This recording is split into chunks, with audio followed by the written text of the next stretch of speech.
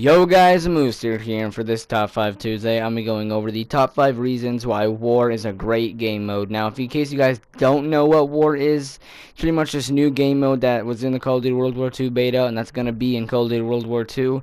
It's kind of hard to explain. It kind of takes elements from a bunch of different game modes from a bunch of different games and kind of puts them together into like almost like a realistic war kind of scenario. So it's a little bit hard to explain, but that's pretty much the basic of what it is. So that's what I'll be explaining today. Let me know your thoughts in the comments, or let me know your list in the comments, like your top 5 reasons why you like War, or if you don't like War, let me know also. Like I said, let me know in the comments your opinion.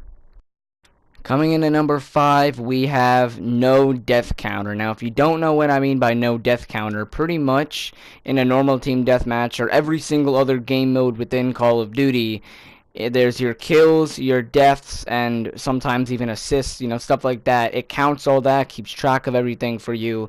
But with War, there's a lot of dying going on. There's a lot of, death. You die a lot. And what I really like about this mode, and I stress this a lot to my friends, and I really enjoy this part about it, is that it doesn't matter how many times you die. So people can run out, help out the team and, do this without having to worry about how many deaths you have. So, it's really good. It counts. And also, it's really good that you can't see other people's stats. I know it's a minor thing, but it's actually very important because no one can really check how many kills you have or how many deaths you have because you're only trying to help the team. So no one really, I don't know how to, it's kind of hard to explain, but it really helps me personally because I don't have to worry about what other people think about how many times I've died just so I can help out the team. So that's why it comes in at number 5, no death counter. Coming in at number 4, we have This Is a True Story, and it's based on real life events. Now I know it's not that important, that's why it's at number 4, so I can leave room for the even bigger stuff.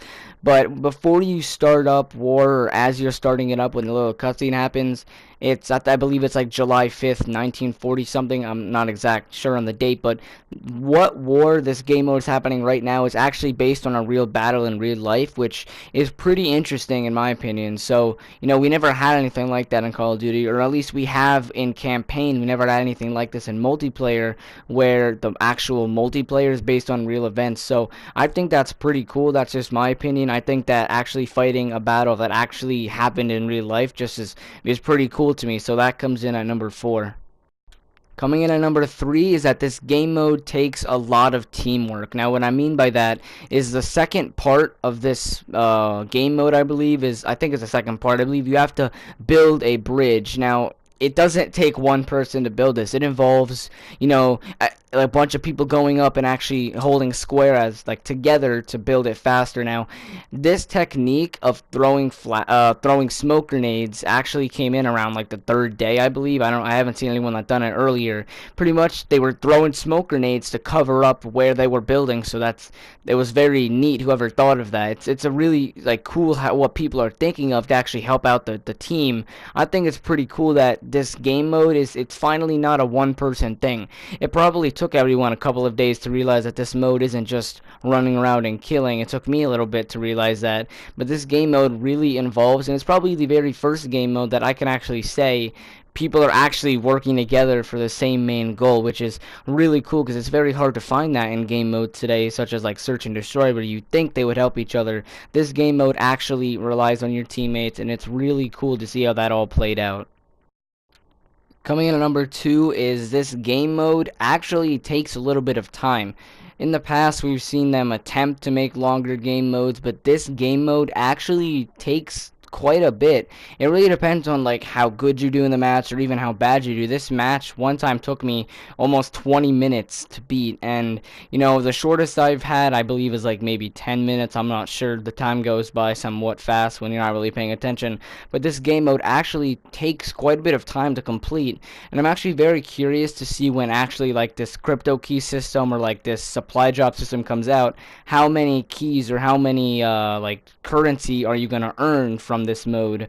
I'm hoping it's a lot, because in the past it usually depends on how long the game actually is or not. It really doesn't matter on how many kills you have, because I remember playing Prop Hunt in Modern Warfare. It really just depends on how long the match is. So I hope, I like how the match actually is long. I really enjoy that, and I think it's going to really help out the supply drop system, because it's a fun game mode. Hopefully you earn a lot from playing this game mode, so it'll really even out. So that comes in at number 2. Coming in at number 1, we have the variety of different classes you can use. Now, that might be a little bit confusing at first, but let me just explain.